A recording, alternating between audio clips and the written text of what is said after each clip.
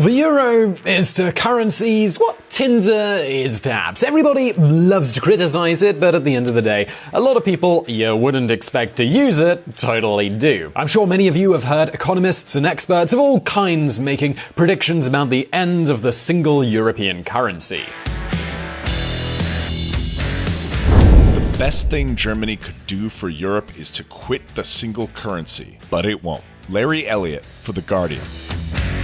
The euro is a patently flawed construct, which its architects knew at the time of its creation. George Soros. Nevertheless, the reality is way different. In fact, the euro is the second most common worldwide reserve currency. And at the end of the video today, you're going to see how it might not be far from being the first. And at this point, you might be thinking, but the US dollar's first. There's absolutely no way that's going anywhere. But maybe I'm right.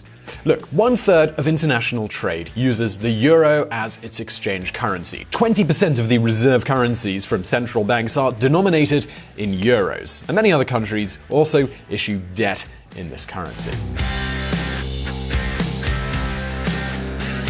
But this is not the end of the story. If you follow VisualPolitik every week, you already know that Donald Trump is putting lots of tariffs on international trade. So what does that mean?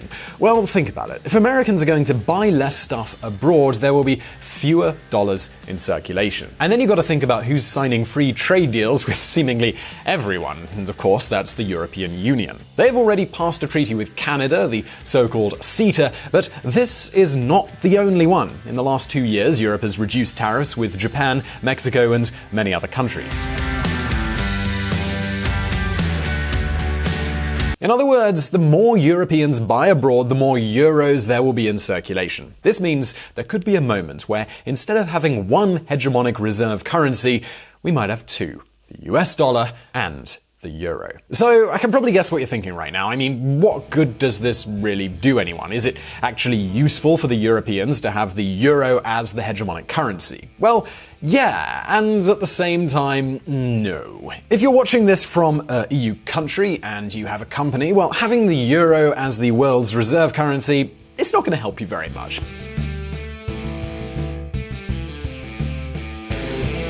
But if you're working for a European government, boy, you're probably feeling really lucky. If there's a big demand for euros, the European Central Bank will have a bigger margin to print money without devaluing it. Anyway, we actually talked about this in our video about the dollar. If you haven't seen that one yet, you'll find a link in the description below. Check it out after watching this one. Now, the big question is, why is the euro more popular than any other currency? For example, why the euro and why not the Chinese Yuan? And why are so many economists critical of the euro? Well, today we're going to answer these questions, but before we do, as we always do, let's take a look back at the history. Existential crisis. During the 70s, European countries were happy to trade with each other. Although there was no European Union back then, there was something very similar, and that was the common market. Nonetheless, there was a problem. Each country had its own national currency, and each currency worked in a different way. For example, the German mark, it was strong and stable, but the Italian lira was devaluing every other day. Imagine a situation. You work in a German bank, and you lend 1 million liras to an Italian company. At the moment that you lend it, 1 million liras is worth 1,000 German marks. But when it's time for that Italian company to give you the money back, the lira has been devalued. So even if you get 1 million liras back when you exchange it to your local currency, you only get about 900 German marks. Not exactly business brilliance.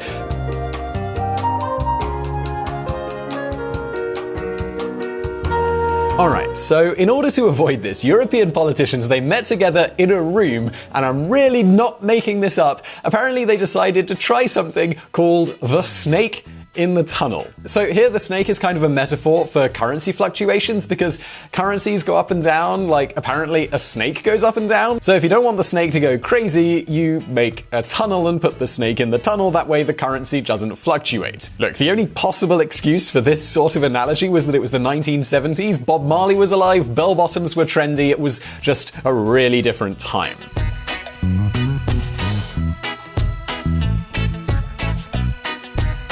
Alright, so importantly, did this snake in the tunnel agreement work? Well, no, it didn't. During the 1980s, European currencies went up and down like a drunk snake in a very wide tunnel, trying to continue that terrible 70s metaphor. This is why decades later European politicians met again in another room. This time it was 1992, and they had moved on from the ridiculous names of the 1970s, and they decided to call it the Maastricht Treaty. And in this one they got really serious and said, let's not around with any more snakes and any more tunnels. That was weird. It was the 70s. Let's make a currency that everyone can use. There'll be no more exchange rates. There'll be no more fluctuations. There'll be no more bullshit that we had to deal with before. All right, everyone, sound good? And then essentially Great Britain puts their hands up and is like, guys, I don't want in with that. I really like my pound sterling. And everyone else in the room was basically like, go f yourself for doing this anyway. And this is how a three-step process to create a single currency started.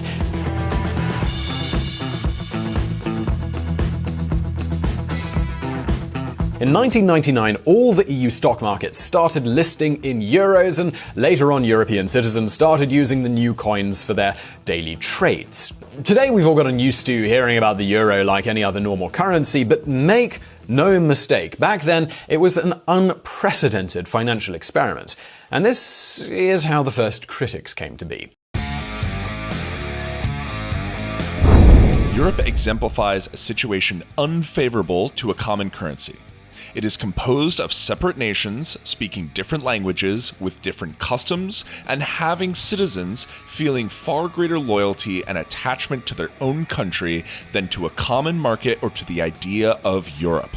Milton Friedman. And now you might wonder, what's the problem with a single currency? And that's easy. If we have a single currency, that German bank we talked about before will have no problem sending money to an Italian or a Greek company. So, well, what happens then? Well, since there's no currency risk, German banks who have a lot of money lend it to poorer Italian, Greek, and Spanish companies. All of a sudden, rich countries have started to invest in poor countries like there is no tomorrow. And yeah, I can probably guess what you're thinking right now. What's the problem with all of this? It sounds pretty great. Well, the problem comes with the crisis. Banks must take bigger losses on Greek loans, says German finance minister. Basically, the southern European economies, they're poorer and they're weaker. When there's a crisis, their companies are the first ones to go bankrupt. So if companies can't pay their debts back, the banks can go bankrupt too. And this is what we call the risk of contagion. This explains why during the 2008 crisis, so many politicians and economists suggested abandoning the euro. Many of them talked about the creation of two different euros, one for the wealthy countries who are solid and stable, and another kind of shitty euro for the poorer countries. And that kind of weaker euro, they'd just be happy to devaluate as they want. Nonetheless, today the euro, it's still alive and kicking, and it wasn't split into two different parts. So why was this? Well, let's roll into the next section. Long live the chaos! Critics are right. The European Central Bank, also known as the ECB, is a modern-day Tower of Babel. It works similarly to a country's government. The current president is a man named Mario Draghi, and the executive board is something like the executive power. But there's also a legislative power, and that's the governing council. This is where you have representatives from all of the Eurozone countries. There's one from Spain, there's one from France, Germany, Slovenia, well, all the countries that have the euro as their currency. These guys, they're the real decision makers. They decide whether to raise or lower interest rates or print more or less money. But before they do, they have to reach an agreement. And this is where the problems really start. The southern European countries, they want to print more money, but their northern neighbors, they don't. Since they can't come to an agreement, it's almost impossible to make drastic decisions. Now, this is all true, and the problem is, well, where is the problem? I mean, where is the problem in having a currency that cannot be devalued because those who are in charge of printing it don't agree with each other? I mean, isn't this actually a strength? We've talked about this hundreds of times on VisualPolitik. The best currency is the strongest one. If the value of your money doesn't change, there is low inflation, and you can do your shopping without being afraid of losing all your money. You could also, if you wanted, start a tech company because you know you can invest long term. So now you might be wondering, well, Simon, is the euro actually that stable? Well, have a look at this chart.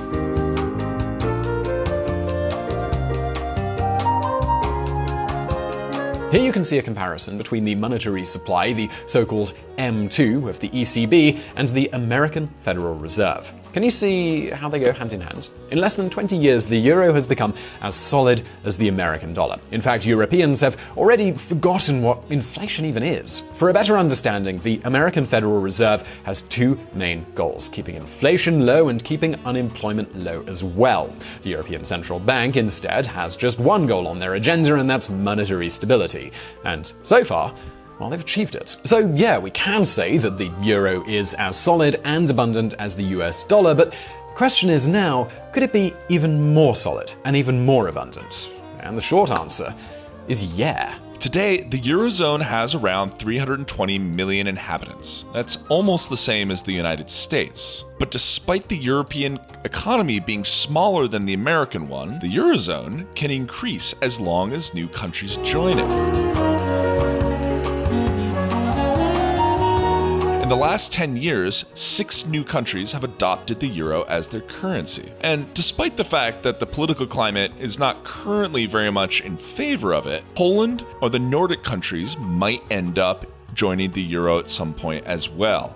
If this wasn't enough, there are many other currencies that are linked to the euro. Do you remember in a previous video we talked about French colonies in Africa? In that video we said how countries like the Ivory Coast and Senegal have a common currency called the CFA franc. This currency is actually linked to the euro, and we're talking about more than 150 million people in emerging economies here. In other words, with so many people using euros in their daily lives, there are enough coins out there to make it easy for any company to get their hands on them. And so now you might be thinking, well, yes, I mean, a lot of people do use the euro, no doubt, but you know who else has a lot of users? The Chinese Yuan. This currency is also known as the renminbi, and it's becoming more and more fashionable these days. Well, so why are we using euros instead of renminbis? Well, let's have a look, shall we?